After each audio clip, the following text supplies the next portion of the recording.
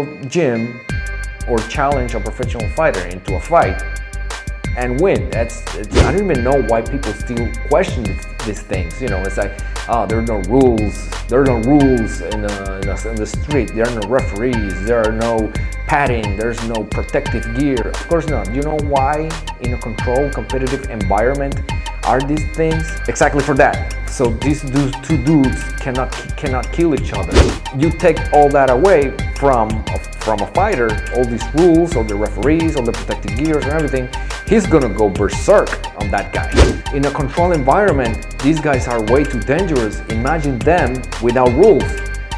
I mean, think about that for a second.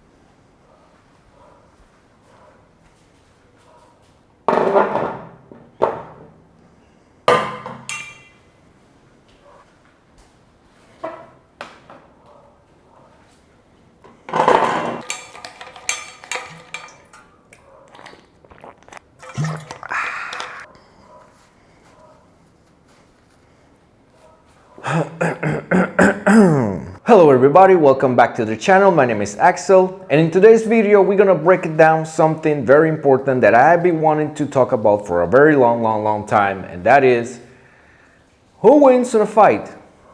Martial artists, highly trained professional fighters, or street fighters? Let's dive in.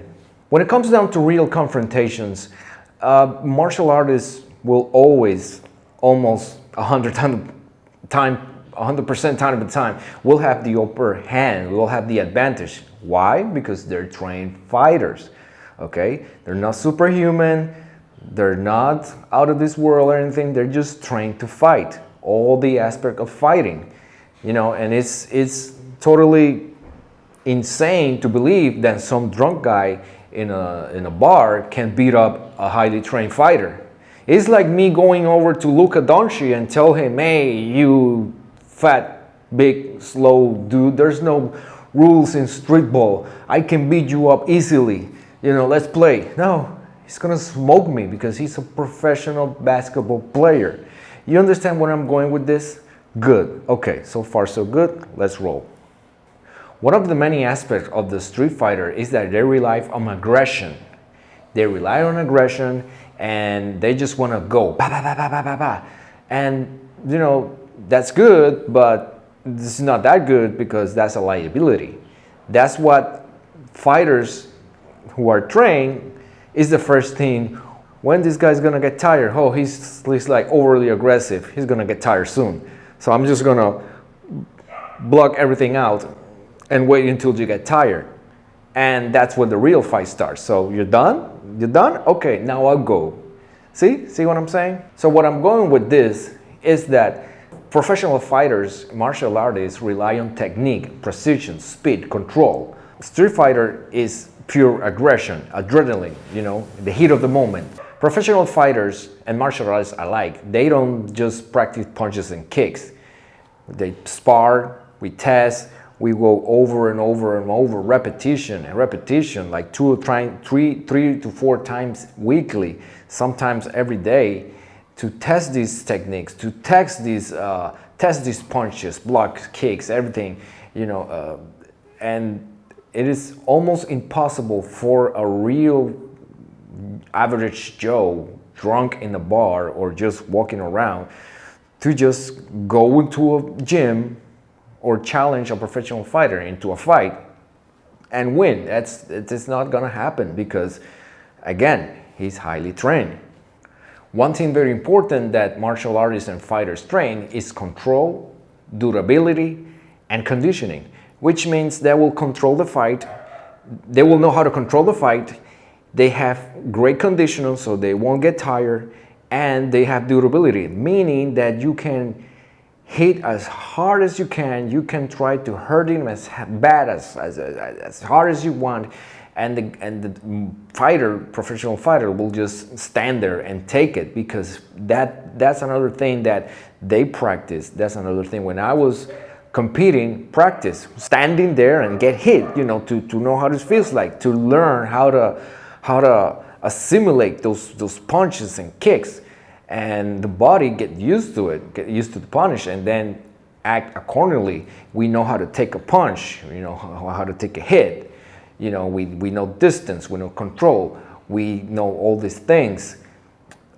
It's just not even, I don't even know why people still question these things. You know, it's like, oh, there are no rules in the street, there are no referees, there are no padding, there's no protective gear. Of course not. You know why in a controlled competitive environment are these things?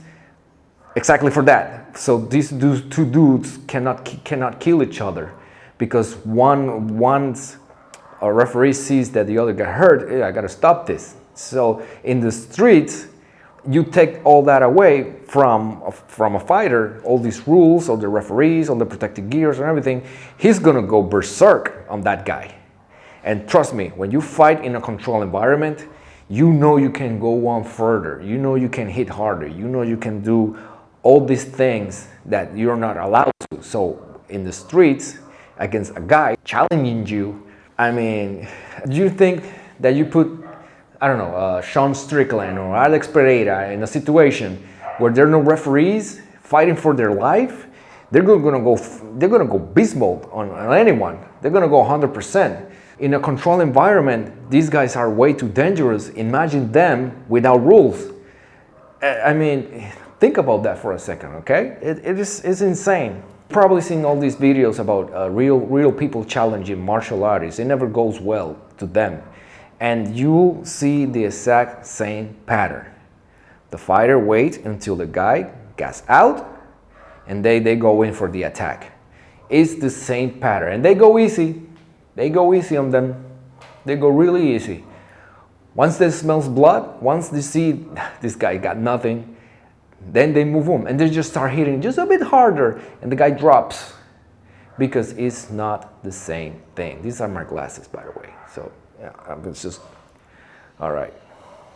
Okay, so I think we have that covered. So if you have any doubts or any opinions of why martial artists or the street, you know, either wins, I don't think an untrained guy from the streets can beat a professional fighter. I just don't see it. It's just impossible. I have to say this, there's masters in YouTube that claim that, oh, this is good, martial arts are good, but in the street it's another thing. Street fighters, they just go without pattern, they just go all out. And listen, buddy, no, that's what we love.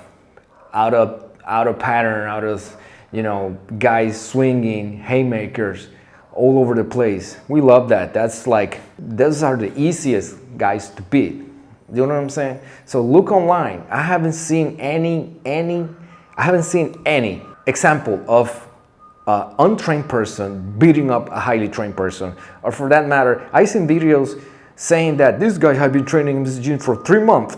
This other guy came in to challenge and he got beat by a 3-month trained guy. So it's not, I don't think we should change this narrative now, you know. So I just want to change a little bit the mindset and bring these people to reality. Another subject that I'm going to talk about in a separate video is like why capoeira and all these taekwondo demonstration dudes that jump, do 3, 4, 5 kicks in the air and land, that won't work in the street. Of course not. But there's a reason for that. So I'm gonna keep it on a separate video.